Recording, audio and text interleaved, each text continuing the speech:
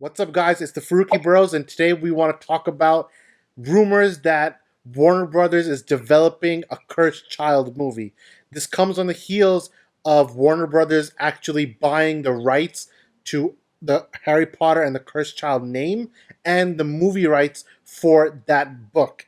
Uh, the next day, we found out that both the Broadway and the London shows for Harry Potter and the Cursed Child changed their logos so they look exactly like the movie. And then just a few hours ago, J.K. Rowling posted a picture of a new logo of the Cursed Child. All this leads to the speculation they are developing a Cursed Child movie. So I'm actually going to start with Umar on this first. What do you think about the Cursed Child movie? Do you think it's a smart idea? And what does this mean for the Fantastic Beasts franchise? So I think we can start off by saying that I think the four of us, at least myself, I don't know much about the film other than the fact that there's some time travel in it. I think it could be good. I think it could be good. It depends. Like you obviously with films like these, you need to get the right director. You need the right cast.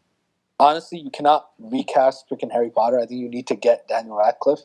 I think if you got the main actor back, you would actually have enough buzz to the point where you would make $1 billion. Like you would make some crazy money.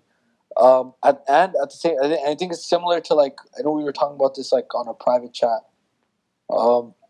It's similar to when we were kind of just doing our research on the story of it. It seems like it could be done well. Like Avengers Endgame did a good job of providing fan service when they were going back. Like when they were going back in time, they were showing like they were giving moments of fan service. I think you could do the same thing with Harry Potter. I think you would have to be careful because, again, the Harry Potter franchise, like especially the 7 movies, they were so good. Like they're amazing. Like every single movie is really good. But as far as the Fantastic Beasts franchise, I think this would actually kill that franchise. Like this would kill that. The buzz for Fantastic Beasts would be nothing compared to the buzz that this type of film would get. And I think because Avengers Endgame and other films, like other universes, like people want to build that universe. Like you want to build like one interconnected universe. Although Harry Potter's doing like the past, and now this would be the after Harry Potter, but I think it would be still exciting. It would be exciting for us. So they go back in time and save Cedric. Right? Yeah, that's the basic premise. Harry Potter's son and Malfoy's son, they're best friends. They're kind of like the new Harry and Ron, and they both are House Slytherin, and they're looking into the Harry Potter history, and they're like, you know what? Let's save Cedric Diggory because, and honestly, it'll be interesting, Robert Pattinson. But either way, let's save him and let's go back and make it happen. And they do it, but in doing that, it becomes kind of like a Back to the Future kind of thing where you ruin everything by messing up one small thing. So by saving Cedric, when they went back to their own time, they realized that, oh shit, Voldemort won in the Battle of Hogwarts, and he's the ruler of everything.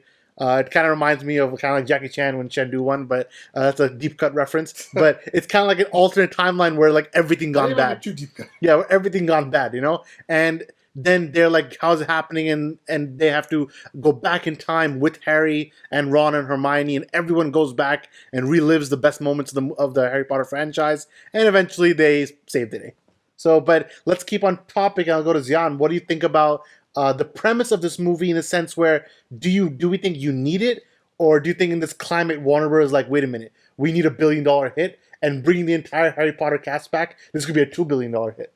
I think obviously in terms of the monetary thing, this is a surefire way, especially after seeing how the Fantastic Beasts franchise is basically failing in every regard. This is like the perfect way to revitalize the Wizarding World franchise, which I guess they originally thought that had its own weight, but really it's the name Harry Potter that carries it. So if you do this film, well, the story-wise, it's all controversy and might not be received as well for like the true fans and like the super fans of like the books and the original 8 films, which were really encompassed in like a tight-knit story. But I think in terms of money-wise, this is like just having all the actors back, Ron, Hermione, and Harry, and obviously anyone else that they can get, I think that would be a great move for them. Definitely, at least hit $1 billion, no question, in my opinion. And Samir, as the resident Fantastic Beasts fan, Oh no. do you think that both franchises can be simultaneously at the moving forward? We know that Fantastic Beasts is up for 5 films at least. We don't know if they want to cut it short to 3 or whatever the case might be. But the plan still is 5 movies. Do you think it's going to kind of be like DC or Marvel, where multiple franchises can exist at the same time within the same universe? Or do you think they're trying to cancel Fantastic Beasts to move forward with Cursed Child? And finally, which one of the two do you prefer seeing? This Harry Potter, like the Wizarding World franchise, really reminds me of the Star Wars franchise now. Like, if you compare the Harry Potter 8 movies to the original trilogy, and then the prequels to Fantastic Beasts, and now this to the new 3 movies. What do they have a name? Yeah, the sequels. The sequels, yeah, that's actually yeah. Keep going. So that's what it reminds me of, and it worked for Star Wars. Like, even though like there's a different quantity of movies being made for Harry Potter, I don't know. It's true. Yeah, I want to see the movie. Like, I like the story, and if they recast everyone, it would be crazy. But I don't know if it would, I think it would work out. I actually agree with Samir. I think, honestly, the film has a lot of potential, and technically, they don't have to keep everything that the book had. Like, if the book had some shit, like Bellatrix and freaking Voldemort having a child or some shit, that's dumb as hell. But That's a major factor. The problem is they can't get rid of that because it's not even a book; it's a play. It was a book first that became a play. But that kid is the cursed child, so I don't think they can change that. Like Harry Potter and the cursed child. They can change whatever the hell they want. If this is about them saving Cedric and Miss Talon, what does she have to do anything? Well, she's the daughter of. So what does that matter? Of the future timeline. When they go back in time, she's like the daughter made of from both of those characters after the fact that Harry Potter died and whatever the case might be. Like in the timeline where Voldemort won, he had a kid with Bellatrix afterwards. I still understand what are part of the story. She's the cursed child. Do you guys read the book? I don't know myself. But she is the cursed child. Like, she is the character the book is based on, right? Okay, even that. Okay, fine, keep that. But we don't actually, just because the book was received a certain way doesn't mean the film will, because the films have different, they have a different type of power to them. Like, if you get the right people making that film, like, imagine you got Chris Terrio to write. Imagine how crazy that would be. Concept of time.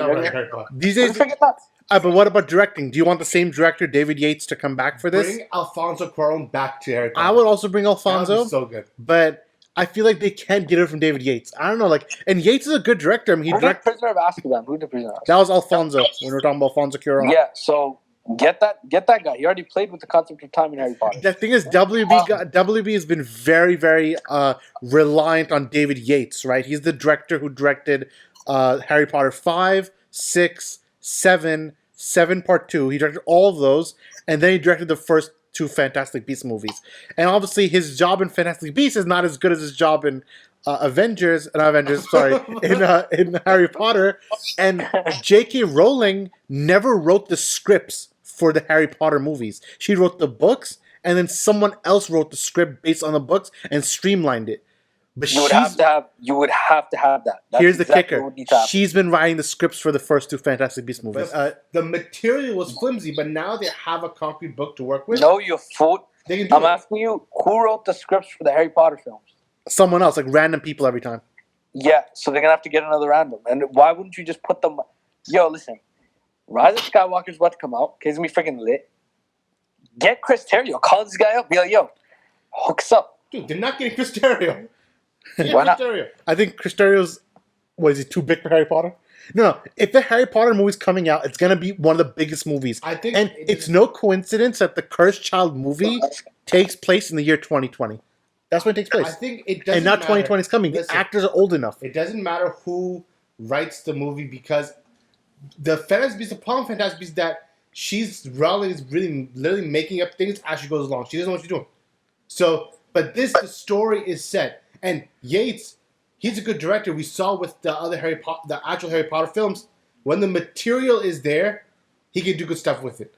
With Fantastic Beasts, there was barely any material. That's why the movies didn't work out. But they're still making at least 3 more Fantastic Beasts movies. Allegedly. At least one more. At least one more. I'd say just end it one more and make it Dumbledore focused. I mean, it has to be because Simir's favorite twist in all of movie history is Aurelius being like Dumbledore, you know. So there has to be Dumbledore focused next movie. Yo, listen. They gotta get a director. They gotta get Zach, bro. This guy would do good. Okay, all right, that's not even happening. But last point is in terms of casting, characters like Snape have a huge role in this movie because in the timeline where Voldemort wins, Snape actually doesn't die. So, but Snape, the actor who played Snape, did pass away, right? So it's one of those things where, like, do you include Snape somehow, or do you switch Snape with another actor or another role? Like, how are you handling characters who are in their real life or passed away? I know guys like Harry, Hermione, Ron. You can easily get those guys. They're not like hard to get. I think all of them would say yes in a heartbeat, especially because the ages line up. All those actors are in their 30s now. And that's exactly what the characters were at that point in the movie also. So actually, the timing is perfect. You waited a good 10 years since... You can't recast Severus Snape, bro. You can't. Yeah, I think... That would be disrespectful. Then you just take him out of the movie. They could do a Carrie Fisher, but I don't think they have any old scenes. I think the only way is to change his character. Or just change the script to not have that part in. Like, If it's it's like, not like, part, you think they're gonna then cast? you can You think they're gonna cast Robert Pattinson, who's now an A-lister, back as Cedric Diggory? He won't even say yes. So some people you can't. Nah, bring you back. never know. You actually freaking never know. He said yes to freaking Batman, dude. He's involved in a lot of Warner Bros. projects, so they'll be like, Yeah, I guess spoiler alert.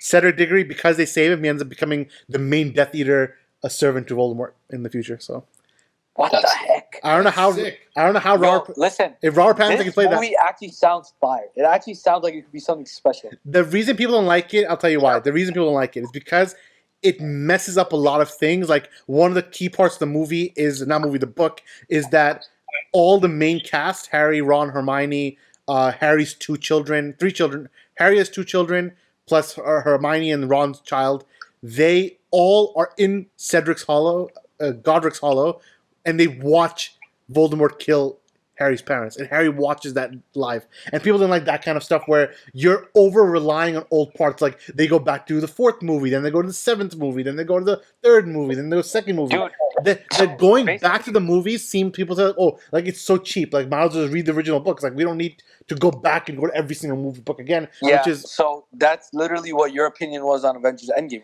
except So I expect you to be consistent when this film comes out and say that, hey, this is too much fan service. No, but Avengers did it good. That's why Avengers, we still say, the top 10 comic book movie of all time. It could even be top 5 depending on whose list you're in, right? I never said Endgame is a bad movie. I said that's a little cliche, and that Infinity War is better because of it, but you can also do it wrong. Like, I don't know if you guys saw Terminator Genesis. That Terminator movie did the exact same thing where you just went back and saw every single Terminator film again, and people thought it was garbage. So you gotta handle it very carefully, and you need the right director. And J.K. Rowling, even though she's a great writer, I think she's starting to lose a little bit of creative steam. So I hope that she has the fortitude to not mess up her own work and just keep going strong. Because some people, if you give them too much time, they start to mess up their own work. The mistake they can make is do the same thing that the studio forced them to do with The Hobbit, where a small source material, you split it up so you can make as much money as you can and shove in. So then that's a good question. I'll ask you that question right now. How many movies should this be? There should be a single standalone film.